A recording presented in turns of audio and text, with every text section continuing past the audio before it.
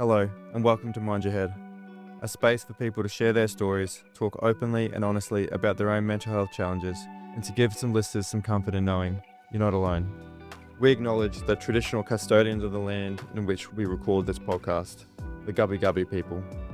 We pay our respects to their elders, past, present and emerging, and extend that respect to all Indigenous peoples.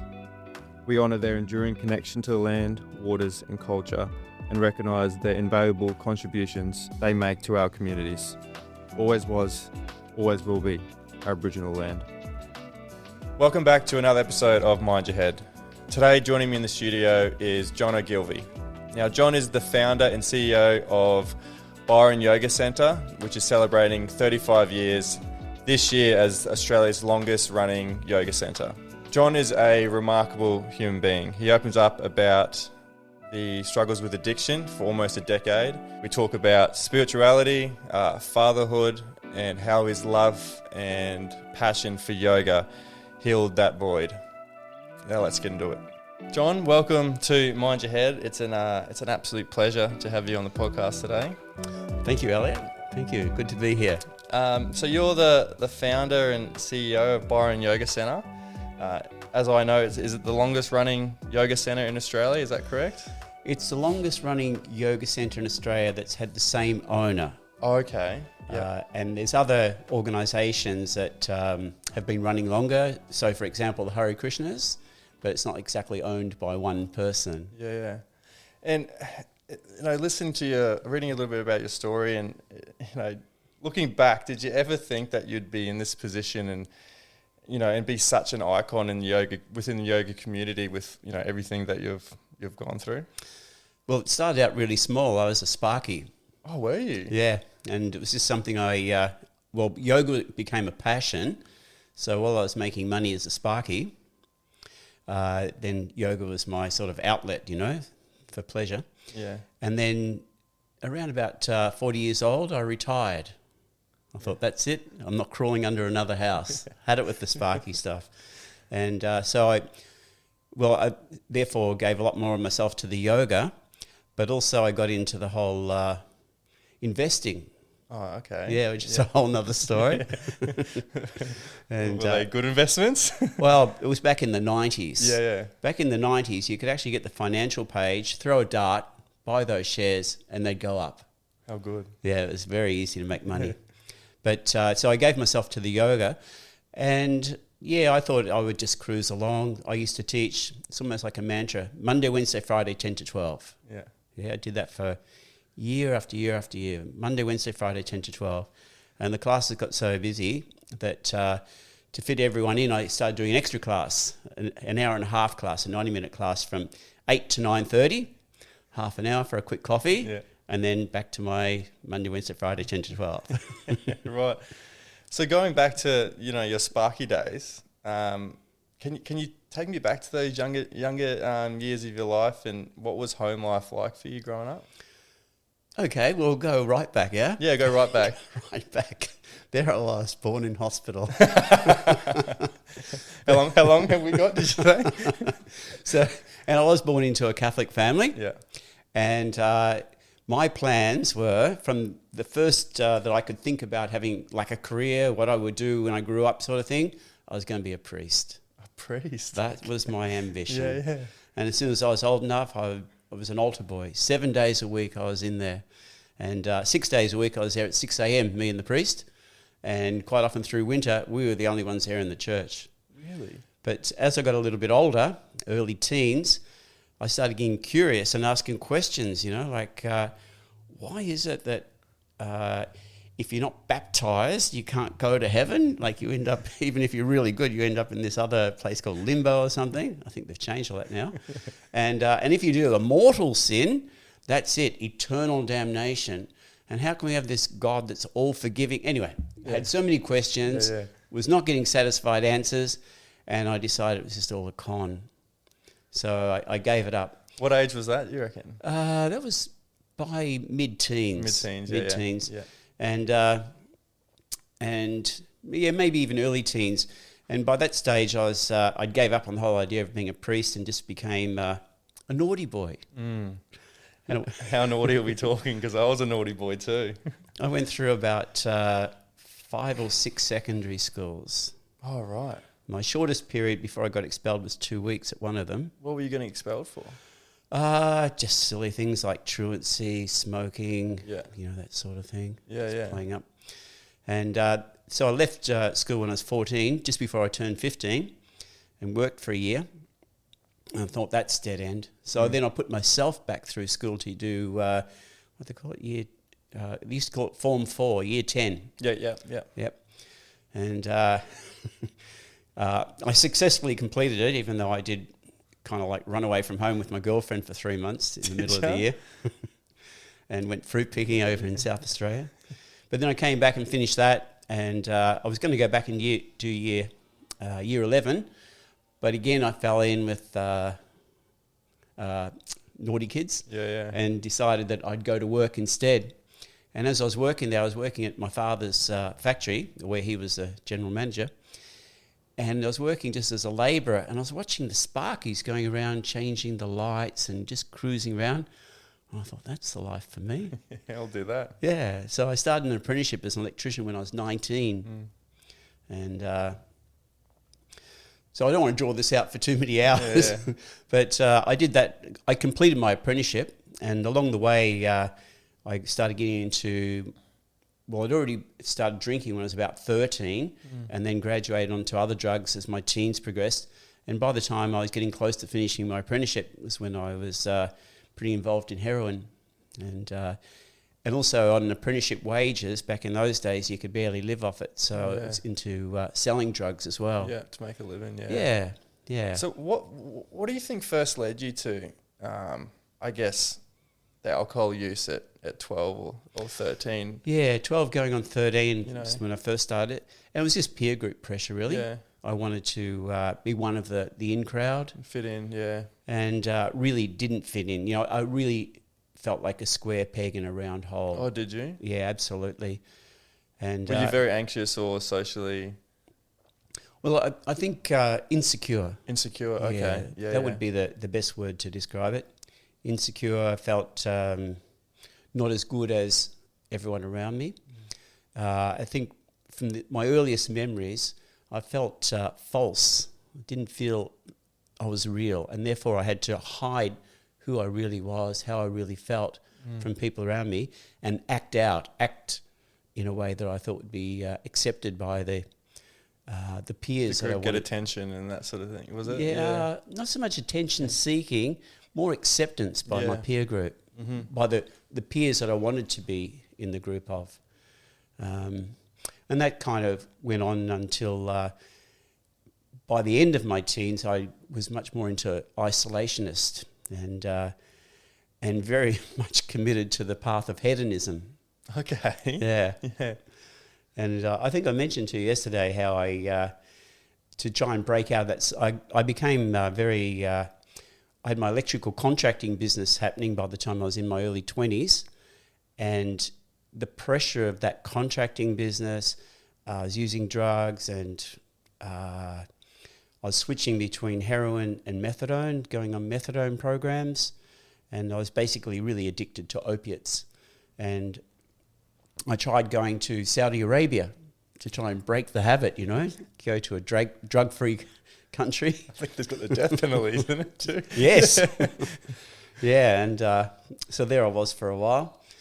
But when I came back, I finally reached a point where I really got sick and tired of feeling sick and tired. The drugs weren't really working anymore. And I really didn't understand exactly why I was using so much, but I just felt that obsession and compulsion just to keep using.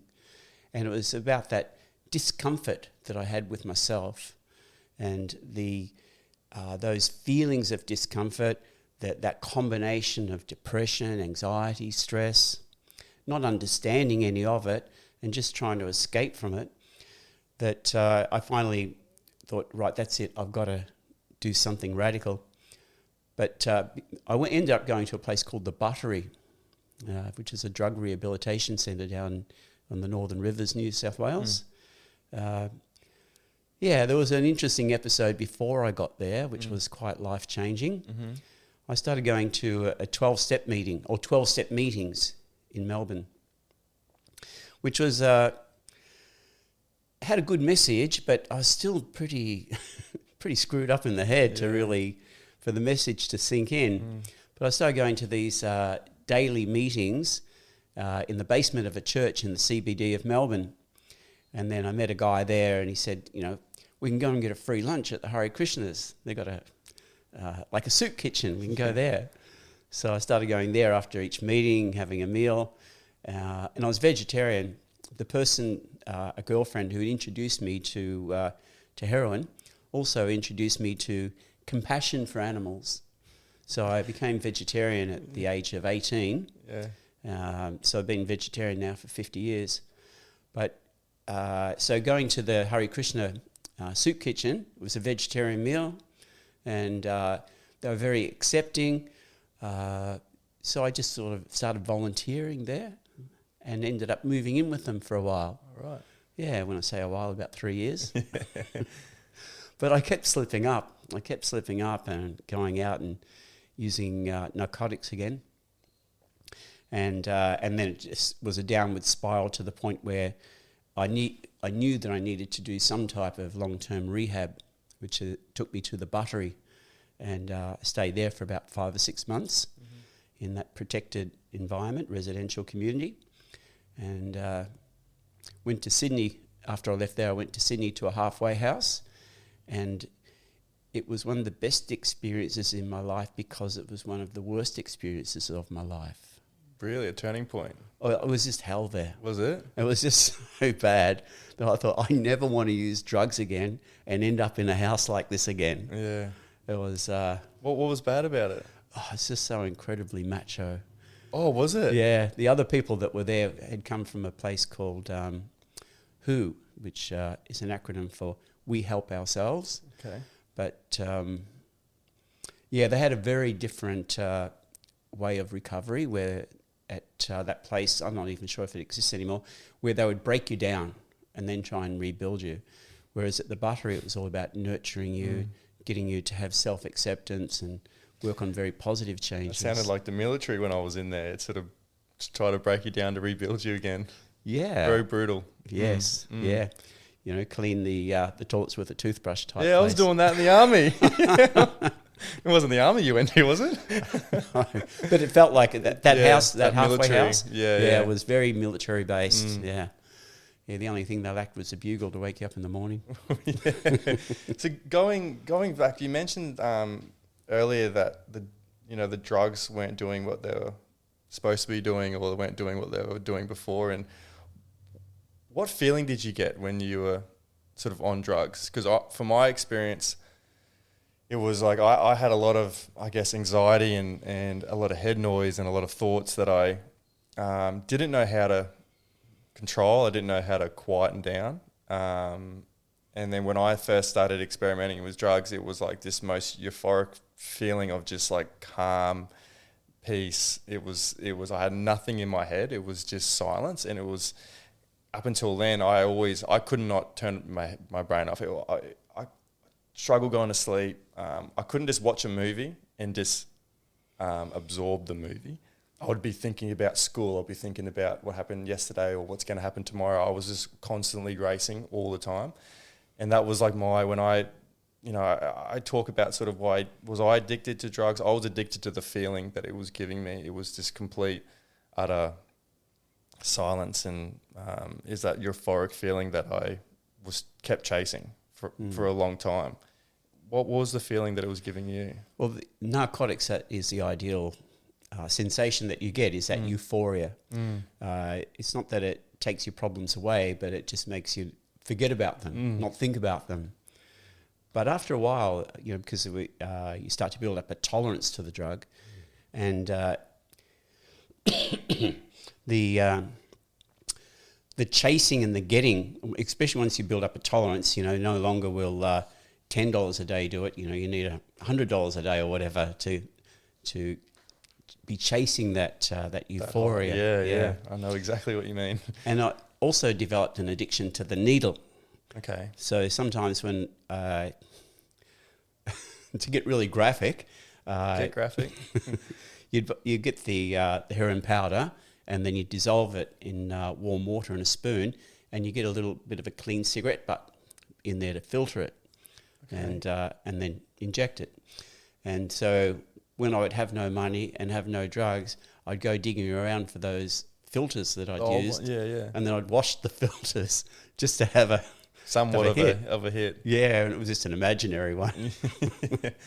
But yeah, that just goes to show the desperation that I'd reached. And the final time when I really realised that I needed help was I had a hit that was so strong that I just sort of, slight overdose, like it just knocked me out straight away before I even had a chance to take the needle out of my arm. And when I woke up, all I could think of was I was still feeling low, still feeling flat, and yet I was as stoned as you could possibly be without, being dead. Really? And I realised it's not working anymore. So how long of a time did this go on for?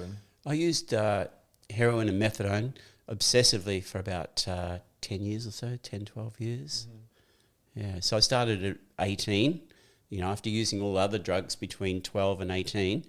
Once I discovered heroin, that was it for me. And then I stopped at about 28.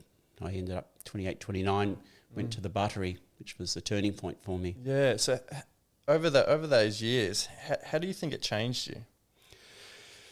I guess physically, emotionally, even relationships with friends and family, did they break down? Well, it kind of stalled. Yeah, okay. My personal development, my personal growth, my emotional development just stalled.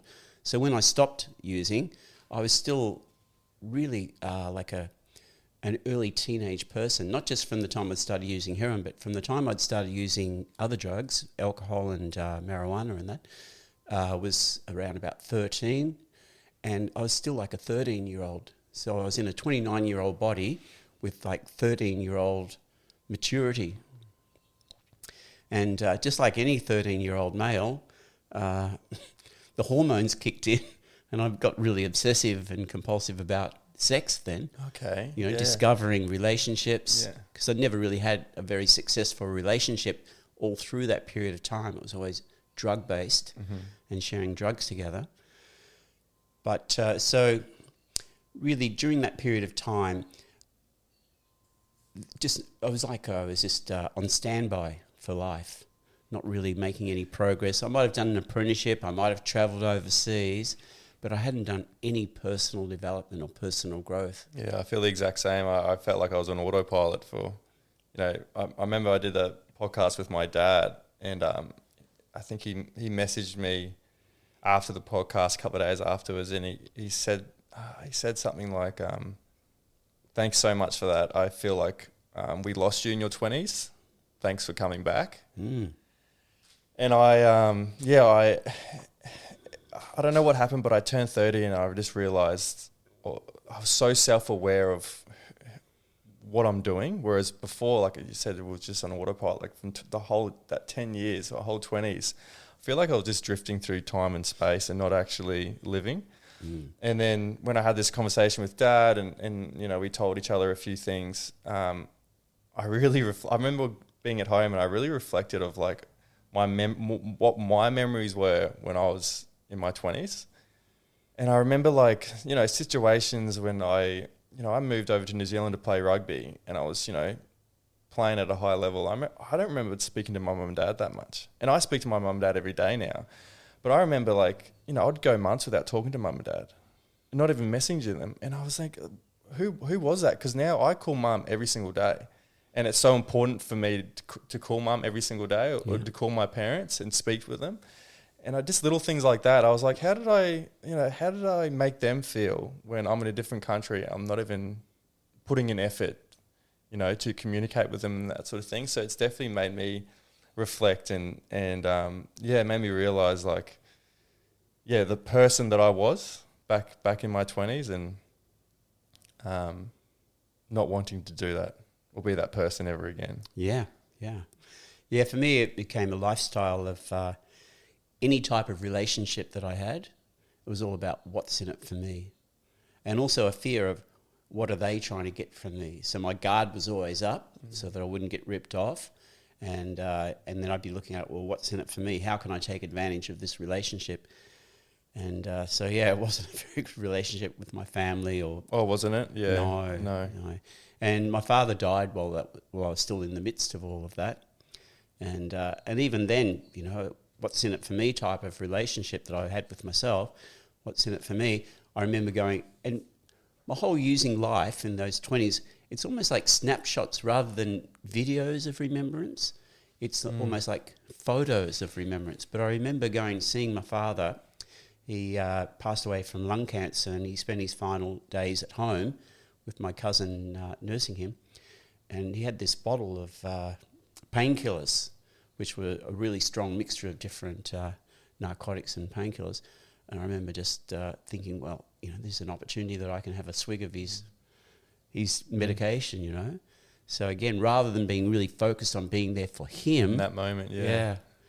So when I came out of it, at the end of it, there was a lot of guilt, shame and regret.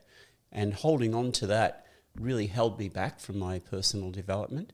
And I think it was going to 12-step meetings and working those 12 steps that I was able to forgive myself. Do you want to go into the 12 steps? I can do. Yeah, let's go into the 12 steps. Because I know there'll be plenty of people listening wanting to know these 12 steps. Yeah, so I'm not totally sure on the exact time it started. I think it was back in maybe the 40s or 50s. There was this guy, Bill, and an alcoholic, and he met this other guy. I think they might have met in a bar, and another fellow alcoholic, and they got together talking, and they realised that by supporting each other and sharing their strengths, hopes and experiences, they were able to not drink.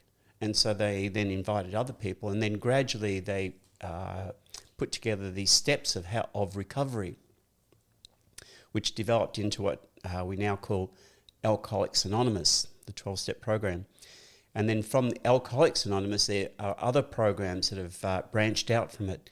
The one that I became a member of is called Narcotics Anonymous. There's Overeaters Anonymous. There's Al-Anon, which is for the teenage children of alcoholics. Nar-Anon, teenage children of Narcotics Anonymous or opiate addicts. So there's all of these other 12-step programs. And the only difference between them is the first and the last step, step 1 and step 12, which mentions the actual condition. Like in Alcoholics Anonymous, it says we became powerless over alcohol, whereas in Narcotics Anonymous, it doesn't say we became powerless over narcotics, but we became powerless over our addiction. Okay. And our lives had become unmanageable. That's that first step. And then the 12th step in Narcotics Anonymous is we help share this message with other addicts who are trying to recover. Whereas the steps in between are the same in all the different 12-step programs. Mm-hmm. And it's actually said that the first 3 steps will get you clean. The last 3 steps will keep you clean. And then the ones in between, the 6 in between, they will give you the quality of life. Okay. Yeah. So I took them quite seriously when I got out of the Buttery. The Buttery really introduced me to how to work the program, whereas I dabbled in the program before I went to the Buttery, but I didn't really get it. I wonder if I had brain damage at that point. But when I got out of the Buttery, I made a commitment to do 90 meetings in 90 days. Okay. And did you do it? Yeah, I did. You did, yeah. Yeah, I went to a meeting every day. Yeah, that was my priority. And then in the 12-step program, they have a prayer called the Serenity Prayer. And every night, so previous to the Buttery, every night I just went to bed stoned. It was really easy to get to sleep. And then after I left the Buttery, I was having trouble sleeping. I used to meditate on the Serenity Prayer. And it's a really powerful prayer. God grant me the serenity to accept the things I cannot change, courage to change things I can, and the wisdom to know the difference. So the key words there are courage, wisdom, and serenity. I love that. Yeah. Yeah, quite powerful. Going back, were there any warning signs for you, and maybe not at the time, but maybe looking back on it, were there any warning signs for you that your addiction was, escalating? Yeah, it's an interesting thing, like they say, were we born to be an addict? Yeah. Or did we become an addict? That nurture-nature equation. And there's no one, no ordinary people have an answer to that. Something we haven't even touched on is something I discovered after I moved back to Byron Bay, was yoga philosophy. In the yoga philosophy, it's kind of given me all the answers. But at that stage, I didn't know. Yeah. But I considered that I was probably nurtured into it because my father was a workaholic and smoked 2 packs of cigarettes a day. So he was obviously a nicotine addict.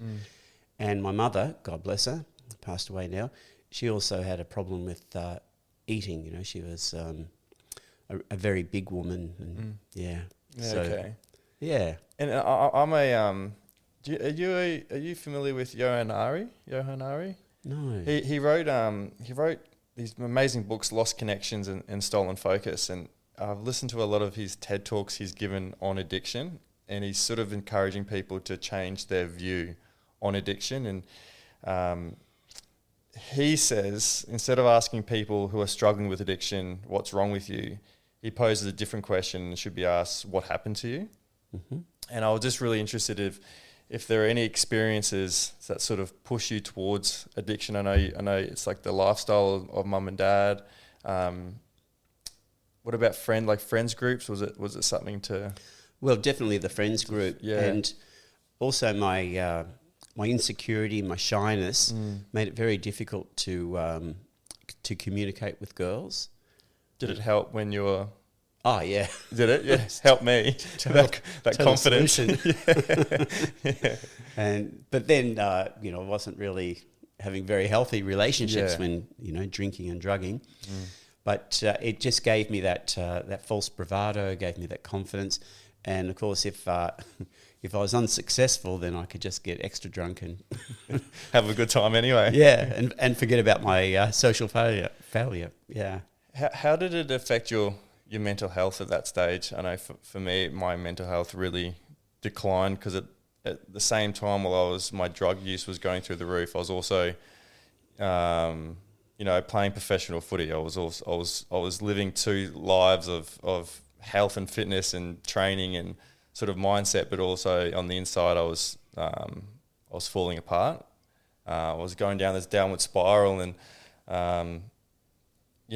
not many people, I guess, would have known that maybe on the inside that I was really, really in a dark place. Because on the outside, I just tried to hide it. I would sort of put a mask on, kind of what you were saying before, that I was afraid to be me. So I would always, keep people at arm's length. I'd always have a mask on, and I didn't let anyone get to know the real me. I was always, Elliot, the rugby player, or we'll see Elliot at trainings and, games and maybe out on the weekend having fun. But I guess no one sort of knew when I went back home, the struggles that sort of kept going on. Can you describe sort of your mental health state and how it, I guess, went downhill from there? Yeah, so my whole thing was about being cool. Okay. And if people could say, John's okay, John's cool, then I consider that successful. And so what that meant was that I had to really portray this really cool front. And I also was afraid that people were judging me, is he cool or isn't he cool? And at the same time, I was also judging them. And without realising it at that time, I had this social ladder. And there were people above me on the ladder that I would try to impress, try to get them to accept me and recognise how cool I was. And then people below me on the ladder, I would just dismiss them as unimportant and didn't need to think about them. But because I was always doing this judging, then I was also always afraid of being judged. And so in the end, I just wasn't in touch with myself, I was always trying to work out, well, how do you be cool? Not really being myself. So when I went to the buttery and they said, be authentic, be yourself, I really had no idea what they were talking about. But what I did start to learn over time was that they are being hip and being cool are like a disease, you know, being fatally hip and terminally cool. And what would be really good is to hang loose and be a jerk. And that process of just hanging loose, being a jerk, not worrying about what other people might think of me, and really adopting that saying, I think it was Shakespeare, above all else, to thine own self be true. And that's been a process for me, but it's been very liberating. Yeah.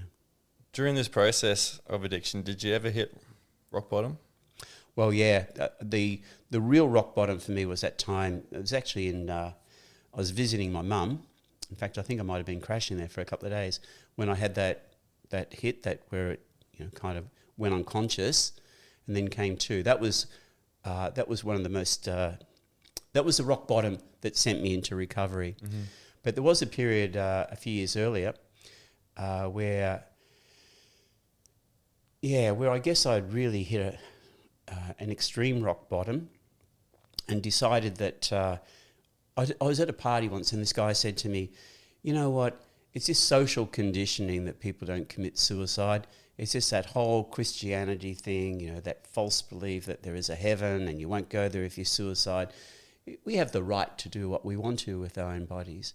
And that idea stuck in my head and it kind of grew or festered. And I decided that I would really be doing the world a favour if I suicided. You know, it's of no use to anyone, and especially of no use to myself. And so I planned it out. I had a binge for a little while first, but before I ran out of money, I went and bought as much heroin as I could and got some tablets as well. And then I booked into a motel room, took all the pills, injected the heroin, and I guess fortunately for me, I got ripped off and it wasn't very good quality heroin. But it was still enough to put me into a coma. And the cleaning woman who found me on the floor the next morning, she called the ambulance. I ended up in hospital. You mentioned a little bit about your own experience with this, but I went into a coma where I wasn't able to move or speak. I was in St. Vincent's Hospital, and my father had already passed away, but my mother would come in and she would sit there and you know, she'd cry and hold my hand and that, but I wasn't able to speak. And then after another day or so, I could start to murmur a little bit, and I started thinking, this is it. You know, I'm going to be a vegetable. I'm going to know what's going on around me, but I'm not going to be able to communicate. And it's pretty shocking. And then I did start to get better. I was able to speak again, was able to get up out of bed, and then they sent me off to a place called Pleasant View, which is, well, I'm not sure if it's still there now in Melbourne, but it was a short-term drug rehabilitation centre, very short-term. And a Catholic priest came and saw me. And I'd already given up on I was going to ask you, yeah, you're not religious. No, no, but he was a nice guy. Yeah, he was a nice guy. The chaplain came and saw me too. And he said to me, you've survived for a reason. Mm. You may not know what it is yet, but there must be a reason. And I thought, yeah, I'm going to believe that. I'm going to believe that I survived for a reason. I don't know what it is, but no matter how bad things get, I'm never going to try that again. I'm going to push forward in life and try and discover what my true purpose is. So, and was this the first time, you know, that you seeked help? I didn't really seek it. I guess you didn't. Yeah, it's just where I landed up. I was just a leaf in the wind being blown around. So when I got out of that place, I just used again. Yeah. Yeah, it wasn't until, well, after that, that's when I went to a couple of meetings and went to I tried the Hare Krishnas to get clean, which again didn't help because for me it really is, I see it as a disease, you know, and I had a disease. I had the disease of addiction, and people say, oh, that's a cop-out to say it's a disease. But for me, I was ill at ease with myself and with life. I really felt diseased. And like any other disease, you know, like if you've got hepatitis, you've got to treat it. And if you treat it well, then you'll start to recover. As it turned out, in my years of using, I ended up with the whole ABC of hepatitis. But again, through healthy living, I've actually cured myself not only of hepatitis A and B, but hepatitis C as well. Oh, really? Yeah. You see, I'm virus-free of hepatitis C. So let's go into this, your treating and your recovery journey, because you talked about the 12-step, you talked about the buttery. When did you find yoga, and when did you sort of fall in love with it? So that was an earlier stay at that place called Pleasant View. Yeah. I stayed there a little bit earlier. I did a 3-day stress management course there. And one of the night staff, who wasn't a therapist, he was just a nurse who was on duty at night, he said, in the morning, I'm going to do this practice called yoga. Would you like to join me? And I said, I've never heard of it before. I'll give it a go. So we went outside in the morning, early in the morning, and he had these full-cut sheets of paper with stick drawings on them. And he said, okay, we're going to do this one, we're going to do that one. And he said, we're going to do a thing called tree pose. Now, you can only do tree pose by holding onto a tree, otherwise you'll fall over. I said, okay. And so I did that with him for a couple of days, and then he said, look, I'll make a photocopy of this and you can take it home. So I did that. When I read the instructions carefully, it said before you do the practice, you have to move every joint 3 times in each direction. Okay, so there I went. Takes an hour. Yeah, it would take an hour. Every joint. But I did it. So I spent an hour doing that. And then I tried to copy these stick pictures. And then after that was about another hour. And then it said, okay, now you've got to do these breathing exercises. You've got to sit down and you've got to lie down. And that was another hour. So I started doing these 3 hours a day. And I thought that was yoga. And then a friend invited me to come along with him. He was a member at the Melbourne Uni, where you could go swimming in the pool. Mm-hmm. And I went there and I saw the notice board and it said, adult education, yoga classes. I was like, what? Classes about yoga?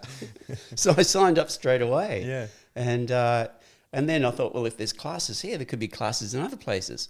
And that was it. I was obsessed. I just went everywhere and anywhere that I could find yoga. Yeah. But that was like back in 1980. So what was the yoga scene like back then? Very selective. There was a style. There was 2 styles called Shivananda yoga and Satchidananda yoga. Mm-hmm. They were very gentle. And have you heard of Osho? But yeah. So Osho was really big. His previous name was Bhagwan Rajneesh. Mm-hmm. And the people who followed him were called the Orange People. Okay. And they would wear these mala around their neck with a picture of him. Yeah. And they were doing some pretty weird stuff, and I went and tried yoga with them. Yeah. But the yoga that I did at the Melbourne Uni was a style called Iyengar yoga. And Iyengar was an Indian gentleman who had a very strict style of yoga. And that really hooked me in. And I did that style of yoga then for the next 20 years. What were you hooked by it? And how did it... Just a calming effect. Okay. It was like I was able to get the same results that drugs gave me while I was doing the yoga. Right. Yeah. And are you practicing mindfulness while you're doing yoga? And yes. Is that all one, yoga and...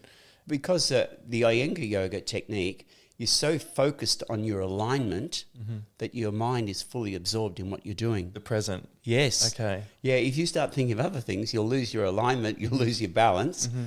So that complete mindfulness on the postures. Mm-hmm. And so I really got into that for the next 20 years. And then I found another style of yoga. So Mr. Iyengar, he was trained by his teacher, Krishnamacharya, who was born in the very late 1800s. And he had another student, Patabi Joyce. And Krishnamacharya said, yoga must be practiced correctly. If it's practiced correctly, it can cure any type of ailment. But practiced incorrectly, it can cause all sorts of problems. And so Mr. Iyengar, he took that instruction and said, right, we've got to practice it correctly, and it's all about alignment. Whereas his fellow student, Patabi Joyce, he went away and said, right, it's got to be practiced correctly, and it's all about the sequence. It should be practiced, and he put together a sequence, which his students called Ashtanga, the Ashtanga yoga sequence. Mm-hmm. And so after doing Iyengar yoga for about 20 years or so, I discovered this Ashtanga sequence, and I did that for about 5 or 6 years, which was really dynamic, really dynamic. And I reached my physical prime in my mid-30s. Well, I was gonna, is it dynamic physically? We putting some. Oh, was it? Yeah, very. He actually designed it for young teenage Indian boys. Okay. Who are like super flexible, you know? Yeah. And there I was in my mid-30s. Trying to do it. Yeah. And actually got quite a few injuries in trying to do it. Oh, right. Yeah, Okay. just pushing myself so hard. It became quite competitive for me. And so I reached a point in my mid-30s, late 30s, where I thought, what am I doing? Why am I doing this? Why am I trying to force my body into positions it's not able to get into, and it's getting injured in the process? And so I stopped and I reassessed what I was doing and why I was doing it. And it was at that point, in my very late 30s, that I thought, what about the philosophy? Because yoga is just the yoga that I was doing, the Iyengar yoga and this so-called Ashtanga yoga, was just the postures. And I thought, well, what about the breathing exercises? What about the meditation? And what about the philosophy? Because I had learned a lot of the philosophy when I was with the Hare Krishnas, but I'd kind of let that go. And so I really started to focus on those other aspects, really conscious. It's called pranayama, the yogic breathing, and starting to focus more on the meditation, and got the books back out and started reading more on the philosophy.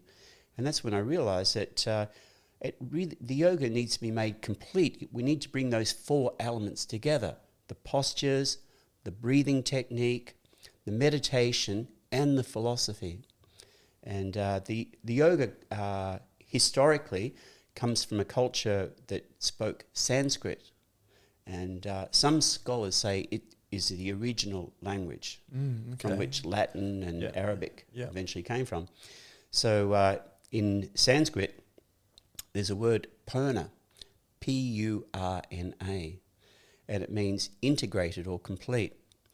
So I put these 4 elements together: the postures, the breathing techniques, the meditation, and the philosophy, and called it Purna Yoga.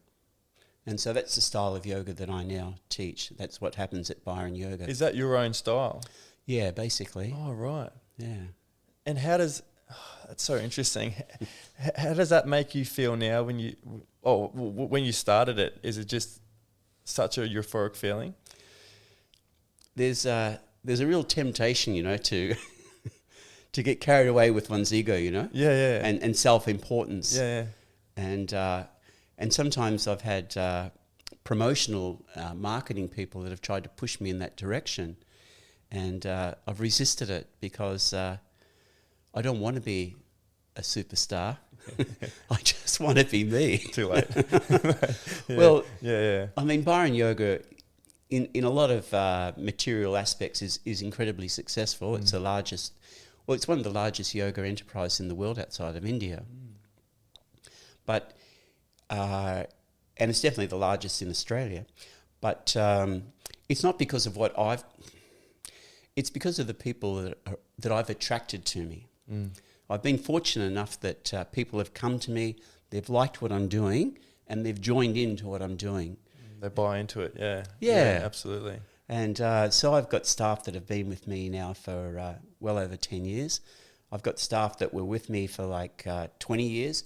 A very long-time friend of mine, Cara Goodsell, she was always like my 2IC, Yeah. She hadn't a background as a solicitor. She was just great with paperwork. And I so bet. she was able to keep me on track. And so it's just the people around me that helped me to build what I currently have. So let's talk about the Byron Yoga Centre. Was that, I guess, when you had those 4 steps, when did you go, all right, I want to open up my own centre? And so back in the mid-'80s, after I'd left the Buttery, gone to Sydney, went through the hellish halfway house. and I remember we were in a house meeting And I said, look, I think, I want to go for a bit of a holiday. I want to go down to Melbourne. I want to pick up my car. I want to drive back up here. And then I want to go up to Byron for a holiday. Yeah. And he said, look, if you're well enough to do all that, you don't need to be in the halfway house. It was like a threat, Perfect. I said, I think you're right. I think I don't need to be here anymore. So I Good moved call. out, went and got my car and drove up to Byron. Yeah. So I moved to Byron Bay in 1986, and I was really I just wanted to do yoga. That's all I wanted to do was yoga. But there wasn't that much around in Byron at that time. Would have been amazing what Byron would have been like back then, wouldn't it? It was. It's so different now. And so to get to a yoga class, I had to travel to a place like Murwillumbah, down to Ballina, to Lismore to get to a class every day. But there was one woman in particular who had worked as a volunteer staff at the Buttery, and I used to do yoga with her when I was in the Buttery, and she was running some yoga classes. So I started assisting her and became like an apprentice to her, and then ended up teaching classes at her school there in Byron back in 86 and 87. And then a local family, wealthy family, the McCallers, said, we have a property here that they'd bought. It was an old meatworks. Oh, right. Yeah, the old meatworks in Byron Bay, where it was even a whaling station at one time. Was it? Yeah. So not a very nice history. Yeah. But they bought it, and they were trying to convert it into a cultural centre. And one of the brothers, Campbell, said, look, would you like to run yoga classes, and we'll set up a room for you? And that was the beginning of Byron Yoga back in 1988. Oh, wow. And it's grown so quickly over that time, has it? Yeah. Well, gradually. The room, that my yoga room was about 3 times bigger than this whole space here. And that's all I had to begin with. Yeah. And then, I won't bore you with the long story, but there was a group down the other end of the epicentre called Course in Miracles, which was like one of these new age Dance for Jesus groups that ended up imploding and selling and moving off, but they'd renovated it, and I moved in there as a caretaker for the property. And by this time, a property development company in Brisbane had bought the epicentre, and they let me just be there as a caretaker, which was just amazing. So I was there for 22 years. So that was a big expansion, going from that one small room to having this multiple rooms and cabins as well for accommodation for my staff. And then eventually the development company said, we want to develop it, we want to build houses, so you have to go.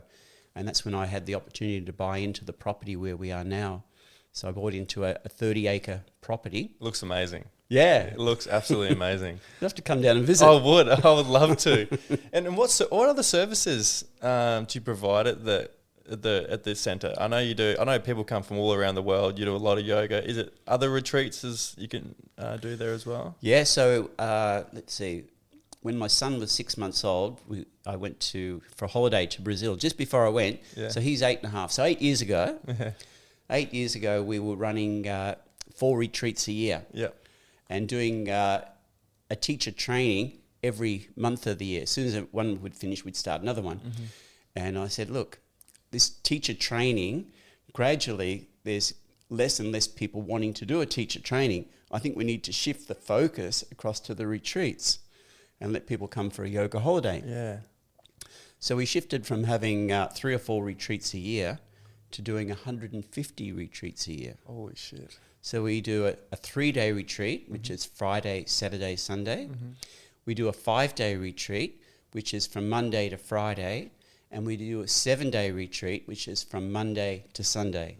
So 3 a week for 52 weeks of the year. Well, actually, it's only 51 because we have a week off at Christmas. You have a week off. Yeah. So how much staff have you got?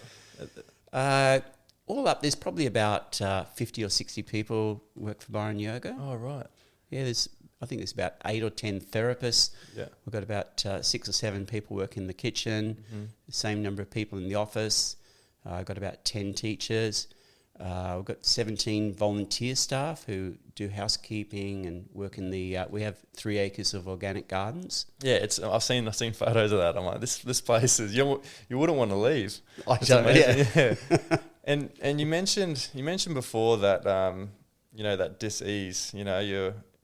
You weren't happy with yourself. You weren't I guess, at peace with yourself. And, you know, I'm assuming you're still not religious now, but spirituality is a topic that I love to sort of dive into with you. So what does that mean to you? And how did you sort of use that to heal? So I like to work backwards. Okay. You think of, because I also run an RTO now, a registered training organisation. Mm-hmm.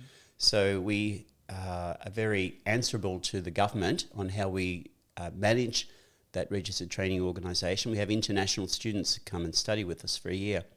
So we have to do assessments. Mm-hmm.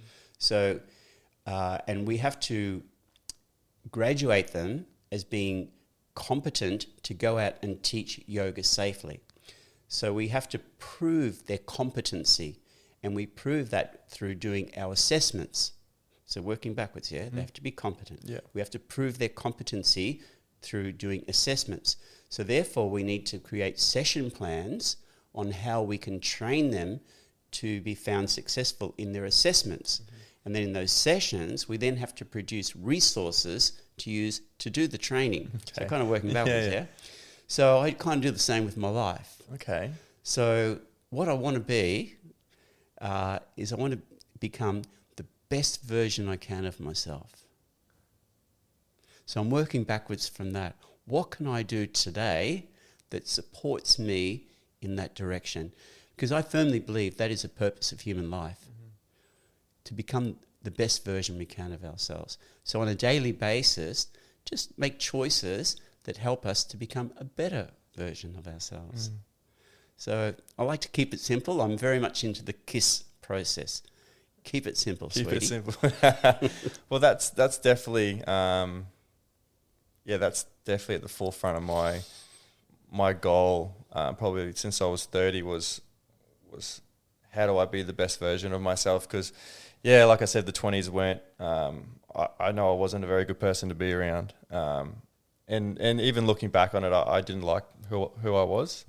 So even like you just said, then I'm making choices every day, and it's almost, I feel like I'm making choices for the future Elliot, whereas I didn't even care about the future Elliot in my 20s. I couldn't give a rat's ass what these choices are going to impact me later down the line. But now that's such a important, like I want to have kids with Jordan, and we've talked about how we are going to be as parents, and and the lifestyle I want to lead around my kids and that sort of thing. So I definitely I'm definitely living that same life of trying to be the best version of myself, and making the choices that are going to benefit me later down the track. But what I found was there wasn't a very clear roadmap about making these choices. Okay. So in the earlier days, in my late 30s, early 40s, I was a bit confused. Like, do I do this or do I do that? Both options seem pretty good. And I even remember going and seeing this spiritual teacher, Barry Long. People used to joke about calling him Larry Bong. And I asked him this question, like, when I've got two options and both seem equally good, and I get stuck, I don't know which one to do, which one to choose. And he said, well, you just choose one. I said, yeah, but what if it turns out to be the wrong one? He says, it can't be the wrong one, because no matter what you choose, you will learn a lesson from that. And from that lesson, you can then move forward. And it was like, wow, I get it. And so that took away the fear of making a wrong decision. So I just simply, if it seems equal, I'll just choose one and do it. Go along with it. Yeah. And so the other thing also life has taught me is that we make the most amount of personal growth when we're in the most amount of pain. Because when we're just super comfortable and we're just cruising along, there's no motivation to really do much about making personal changes. But when we're going through pain, as we were in addiction and other challenges that come along in life, then we're motivated to do something about that, to make those positive changes. So no longer do I ever see difficult situations as being a punishment, but as an opportunity to find a solution, to learn, to grow, to improve and change. And so that, as I was talking about a moment ago, that roadmap for me, I looked deeper into the yoga philosophy, and started studying a book called the Bhagavad Gita. And then also from there, there's a follow-up book called the Yoga Sutras. And those two are enough for me. Yeah, is that your guiding force, is it? Yeah, well, particularly, like the Bhagavad Gita gives you that foundation knowledge, and then the Yoga Sutras give you... the Yoga Sutras is like a how to become enlightened, and you can just take that and go and live in a cave in the Himalayas and become enlightened. But look, I'll just give a plug for this movie. The Razor's Edge. You got to look in the camera when you do it. The Razor's Edge. It's a book written by Somerset Maugham, and made into a movie starring Bill Murray, from Ghostbusters. Yeah. And I've seen it 20 times. Yeah. And there's a line in there that I think is quite relevant, that it's easy to be a holy man on the top of a mountain, but to actually take that knowledge, that information, and bring it back into everyday life. Yeah. Did this help you reconcile with the feelings of, I guess, guilt, shame from your past? Yeah, that kind of, I think the 12-step program helped me to deal with those feelings, that I was able to not dwell in guilt, shame and regret. But what was still going on for me through my 30s, 40s, was a series of disastrous relationships. And I had to see that in that pattern, I was a negative factor that was basically destroying the relationships. And I thought, why am I doing it? And I came to the conclusion that when I would find someone that I was very attracted to, that we were compatible together, I would reach a point where I would sabotage the relationship. I thought, why? Why am I doing that? Why am I sabotaging the relationship? Why am I starting to treat this person so disrespectfully that they would leave me? And I figured it was because I didn't like myself. And because I didn't like myself, when they would tell me that they really loved me, I would completely lose respect for them. Because how can they love me when I'm so, not worth it? Broken, yeah. And so what I needed to do was to learn to completely forgive myself and learn to love myself and to give myself the benefit of the doubt that I really am doing the best I can. And that was a turning point for me. And unfortunately, I was still very broken in my first marriage and managed to destroy that marriage. But we have a wonderful daughter out of that first marriage. And then when I'd reached a better place in my life, I met my current wife, and we've been married now for about 8.5 years. Congrats. We have 2 wonderful children. We have a son who's 8.5. He was 3 weeks old at our wedding. Talk to me about fatherhood. Well, I guess, what has it taught you about yourself and about life? It's taught me the importance of responsibility. In my first marriage, I thought what responsibility was to provide for the family, was for me to work hard to accumulate as much money as I could so that I could provide security for the family. As I mentioned earlier, I got involved in the stock market, and I got very, very carried away and geared it up and to the point where with the GFC, I finally lost it all and lost the marriage as well. And but then in my second marriage, it's been more recent. It's been a process over the last few years, and part of that process, I got involved with the Freemasons. Okay. Yeah, who are my landlord I have a centre, yoga school in the centre of Byron. Yeah. And they're my landlord there. So describe the Freemasons. So a lot of people say they're a secret society. Yeah. But they're not. They are. I watched the movie National Treasure and they talk about that a lot in there. Okay, I haven't seen that one. But they're not a secret society. They are a society that have some secrets.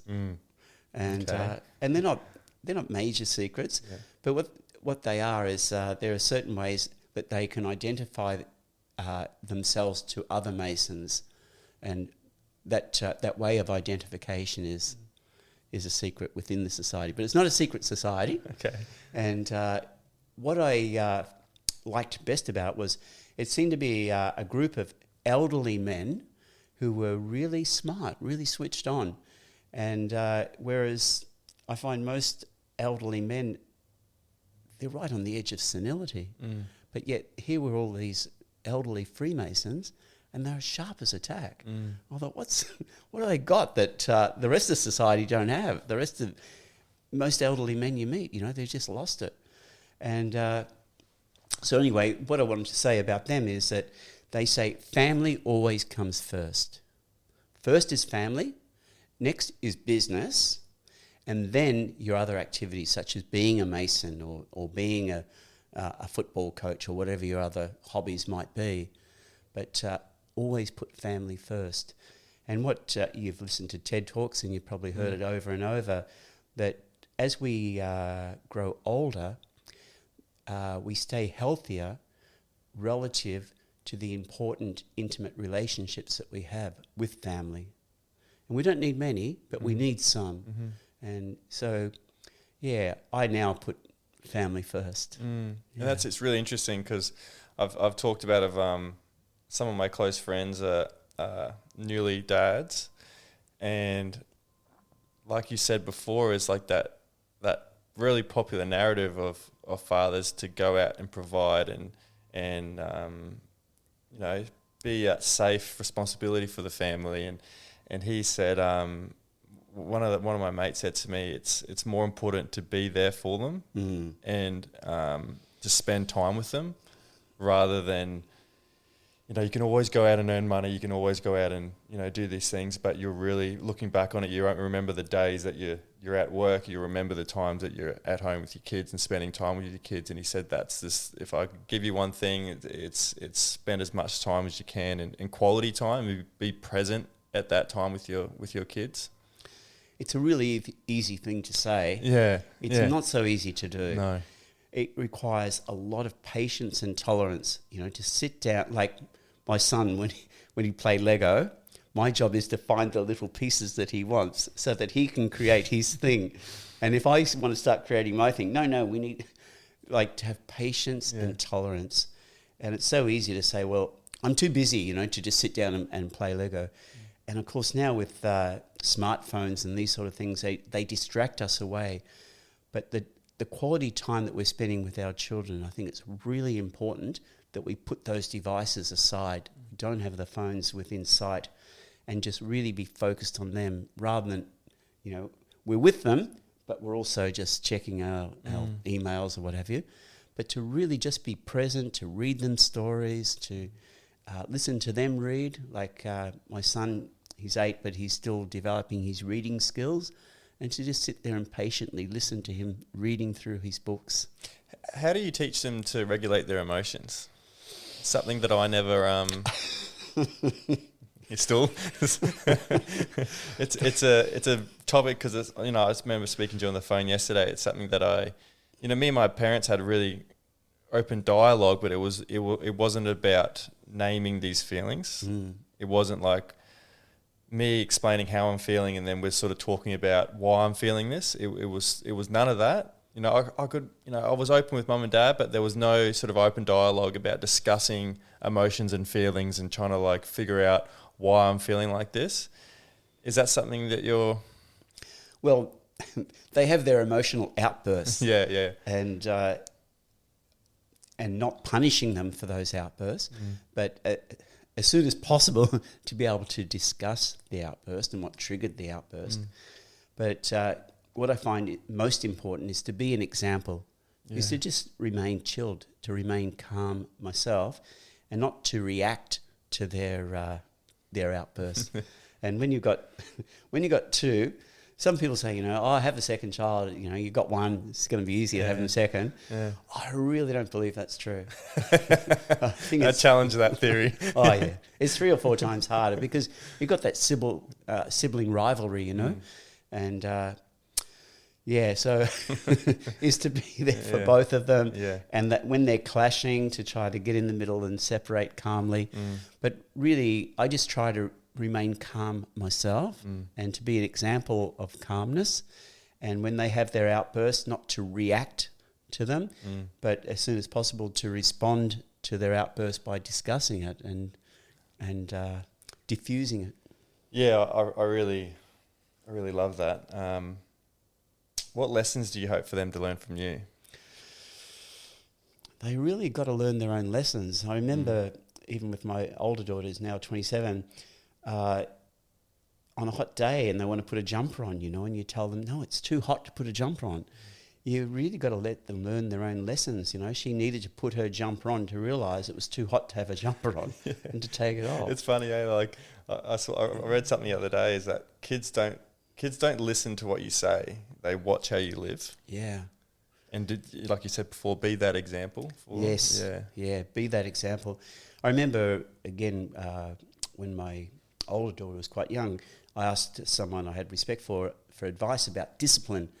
How to discipline my daughter. Should I hit her or not hit her? These type of things. How do I discipline? And he said, well, discipline. It's about you being disciplined. It's about me having good habits, having good lifestyle choices. And by me being disciplined, then she would follow that example. It's always a reflection on yourself, isn't it? Exactly, yeah. So I'm hoping that they will have to learn their own lessons. They've got to walk their own path. But I'm hoping that by me being a good ear to listen to them, by being there whenever they need me, by not judging them, that, hopefully their path will be what it will be. But they're going to have their challenges, unfortunately. It's a challenging world out there. I made a mistake with my daughter. I gave her an iPod when she was just turning a teenager, and at that point she stopped reading books. Oh, yeah. So I'm not going to repeat that same mistake with these two younger ones. We talked off air, and I like to probably pick up on that conversation about sacrifice. And I said to you, me working away in the mines, I said, we've all got to make a sacrifice, sort of to get ahead in life. And you sort of, you gave me a little smirk and a little smile and said, I don't really disagree with that. Can we talk a bit about that? Yeah. So again, this relates back to my my yoga philosophy. I believe that we have a thing called Dharma, and there is Sanatan Dharma, our eternal Dharma, which maybe not the day to talk about that. But there's our superficial Dharma, which is what's going to happen in this particular lifetime. And when we discover our Dharma, and so when I use the word Dharma, what's his name? They wrote Huckleberry Finn, Mark Twain.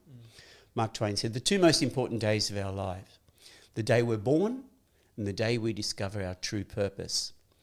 So I think our living our life is that journey of discovering what is our true purpose. And that can change, it's just a superficial Dharma for this particular lifetime, because I don't believe we only live one lifetime. But again, conversation for another day, maybe. I love that though, yeah. So, I've discovered my true purpose in life. For example, currently I'm wearing this elderly Australian male body, and I play a role. I play the role of being a husband, a father. I play the role of being a yoga teacher. I play the role of being an administrator of a large yoga centre. But these are all just roles and parts that I'm playing. But this is my Dharma. I've discovered this is what I'm meant to be doing with my life. And I wouldn't do anything else. If I was doing, I wouldn't compromise myself. This is just me personally. I wouldn't compromise myself just for money. Because in the yoga philosophy, there's a thing called aparigraha, which means that basically we'll always get what we're meant to have. We don't have to struggle overly hard for it. We will always get what we need. Or what's his name, Mick Jagger? Always get what you need, not what you want. Not what you want. Yeah. Oh, I love that. So we've got some quick fire questions, so you can answer them as quickly or as long as you want. How have you defined success personally and also for the Byron Yoga Centre? So personally, it's becoming that better version of myself, which is intimately connected with the Byron Yoga Centre. But at the same time, I don't want to be attached to it. At some point, I will need to let it go. It'll be time for someone else perhaps to take over it or transition into something else. But the success with the Byron Yoga Centre, I judge that by its sustainability, that we employ a lot of people, and so therefore a lot of people are dependent upon the Byron Yoga Centre to pay their mortgage, to educate their children, and to put food on the table. So therefore there needs to be a certain amount of income to meet the needs of the staff. And it's also about our guests, the people who come there. I'm trying to influence them to become better versions of themselves. But what I've observed with yoga is that when people start to practice yoga regularly, they naturally become better versions of themselves. In the yoga philosophy, there's a thing called the yamas, and they're moral and ethical principles or suggestions on how we can better live with each other. And the first of those 5 is ahimsa, non-violence. And the 5th one is that one I just mentioned a moment ago, aparigraha, or non-greed. And to quote Gandhi, there is enough in the world for everybody's need, but not for everybody's greed. And people who start to practice yoga regularly start to become more caring and sharing. And so we have a mission statement to try to get yoga practiced regularly in every town and village on the planet. And our vision would be, once we can reach that tipping point, the logo here, the benefits of yoga rippling out, that we will eventually bring an end to global warfare and global famine. That's our vision. Amazing. So the people who come for the yoga retreat or to come and learn to teach yoga, because if we're going to get yoga in every town and village, we need more yoga teachers. So that's my vision, is to slowly spread the word of yoga. Absolutely. If you go back to a time in your life, where would you go and why?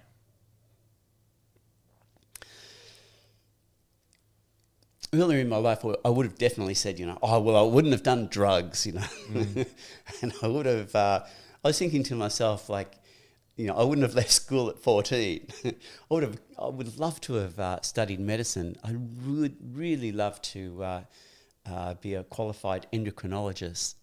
And every so often I think, maybe I'll go back to university and become an endocrinologist. Yeah. I've even looked it up.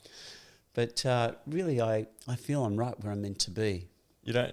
That's another thing, you don't live with regret or wish that you hadn't gone through what you went through? No, I needed to go. That. I needed to go through what I went through. Just something we haven't spoken about, but 2.5 years I got diagnosed with terminal cancer, and they gave me 6 months to live. And that was a real wake-up call, stage 4 cancer. And I said, whoa, okay, where to from here? 2.5 years ago, you said they gave you 6 months, 2.5 years ago. Yeah. And so they said, we can hit it with chemo, we can hit it hard, but we better move fast, hit it hard, hit it fast. And so I did the chemo, and then I went on to, hormone therapy. And I went off to India to make peace with with my spiritual side of life. Yeah. And but I've stuck with my lifestyle, which, as I said earlier, that cured hepatitis C, which is supposed to be incurable. And at the moment, the cancer is dormant. Right. Yeah. And, here I am sitting here. How are you feeling? I still take the hormone therapy, which weakens me. Yeah. But that's okay. Yeah. That's also a challenge. I have to work a lot harder than most people to build muscle. Yeah. Because I have no testosterone in my system. Yeah. Okay. So I have to work a lot harder. Yeah. And if I take a break from working hard, the muscle goes really fast. Oh, right. Yeah. So 7 days without yoga makes 1 week. So are you yoga every day? Yeah. Every day? At least once, yeah. At least once a day? Yeah. Oh, right. So I do my own practice, and I also like to go to yoga class at least once or twice a day. Yeah. In Byron, we have this really nice walk around the lighthouse, which Yeah, is beautiful. Love yeah. it. Yeah. So I do that every day, 5K, Oh, do you? and yeah. Oh, awesome. So what would be your 3 non-negotiables for living a healthy and full life? Obviously, I guess the yoga and its 4 principles would be up there. Yes. There's another 4 principles which are pretty tough, but one of them is to be vegetarian. Okay. Yeah. Another one is no illicit sex. Relationship sex only. Yeah, and even then, I say it is a way of expressing love, something that's given, not taken, and in moderation, because it's really easy to get obsessive and compulsive about sex. No gambling, and no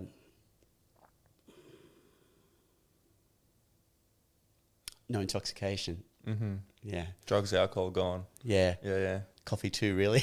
Yeah, or coffee as well. It's a bit of work in progress for me. Yeah, so no intoxication, no gambling, no illicit sex, and being vegetarian. So being vegetarian is really, no meat or fish is not negotiable for me. Yeah. Yeah, I've had my own little journey of no alcohol. Well, obviously I haven't had any drugs too, but alcohol was like just that nasty habit that you just, hang around your friends, go watch footy, go watch a game, you're at the pub. Yeah. It's just like that muscle memory of having a drink, and it's been 10 months now, and congratulations. Thank you very much. It's honestly been great. Like, even having that form of self-discipline, that form of self-love, and making these choices for future Elliot. It's been, I'll never touch it again. It was an idea that I was toying with for years, and for me, I never enjoyed alcohol. I never enjoyed the taste. I enjoyed the way I felt on it. I didn't like the person I was, but I liked how I felt on it. But it was more so the gateway for me. So I would have one beer, and then the party drugs, and that was sort of my sort of way to get into it. And I remember all through my 20s, was just have one beer, and then it'd be, I couldn't just have one beer either. It was we're either having nothing, or we're staying up for 3 days. Yeah, there's the old saying, one's too many, and then 1,000's not enough. Yeah. So that's been something that I've it really has. Like, I've had such a good 10 months off it as well. Feeling, sleeping, eating, it's all improved, and I'm slowly getting my mates around there as well. Great. But that's another thing that I don't like to push onto people. People are on their own journeys, and how it feels for them is different for how it feels for me. Yeah, lead by example, not promotion. Exactly. Oh, this is an interesting one. What's more important during recovery, self-control or self-esteem? Well, self-esteem, because self-control, like white-knuckling it, just saying, I won't do it, won't last, Sooner or later it's going to bust out. But as we start to improve our self-esteem, start to feel better about ourselves, then that makes our choices more sustainable, I believe. Yep. What advice would you give someone in recovery who is considering incorporating yoga into their healing process? So for me, because my drug and alcohol use was so destructive, I needed something, a firm foundation. I'd tried so many things that were unsuccessful, including yoga and joined the Hare Krishnas, but it was a 12-step program that had worked. So for me, the 12-step program became the foundation for my house of life. And then yoga has then become that house that I built on that foundation. So just incorporating yoga into our lives, whether we do it once a week, or I say it's great to do it at least once a week. I mean, if you can do it twice a week, that's 3 times better. If you can do it 3 times a week, well, it's 5 times better. But 6 times a week's enough. Yeah. And finally, what legacy do you hope to leave behind through your work? I'm hoping that I've encouraged enough people to find that yoga has improved their life, that they'll continue their practice and their sharing it with others. I say, a very important spiritual principle is we keep what we have by giving it away. And I think that can apply to so many different things, you know, instead of like trying to chase people to love us, which is a real materialistic type of love. And once we find someone to love us, then we do the best we can to hold them hostage, but rather to love others unconditionally. And the same with money. We'll always get what we need. And when we've got more than we need, then to share it with others, to share it responsibly with others. So whatever we have, to share it with others. So hopefully I'm influencing enough people to practice yoga regularly and even to be yoga teachers, that those benefits will keep rippling out well after I'm gone. Well, I think you've influenced so many people during your practice, and it's been an absolute pleasure to meet you and have you on the podcast today. And is there any questions you have for me? Or it's okay if you don't. I just thought I'd extend it out there. Well, here's a question. Okay. Would you like to come down and have a stay with us? I would actually love to. Yeah, bring Jordan with you. We would actually love to. I know Sophie's a big yoga fan as well. Great, bring her too. In separate rooms. But yeah, again, it's been an absolute pleasure getting to know you over the last couple of hours here, and yeah, you're a great man, an inspiring person, and thanks again for coming on. Thank you very much, Elliot. Thanks, mate. Thanks so much for listening to another episode of Mind Your Head. If you'd like to support the show, be sure to subscribe to us on Apple Podcasts, Spotify, YouTube, wherever you listen to your podcasts. It really supports the show and helps others discover us. Don't forget to join us on Instagram and TikTok at mindyourhead.podcast.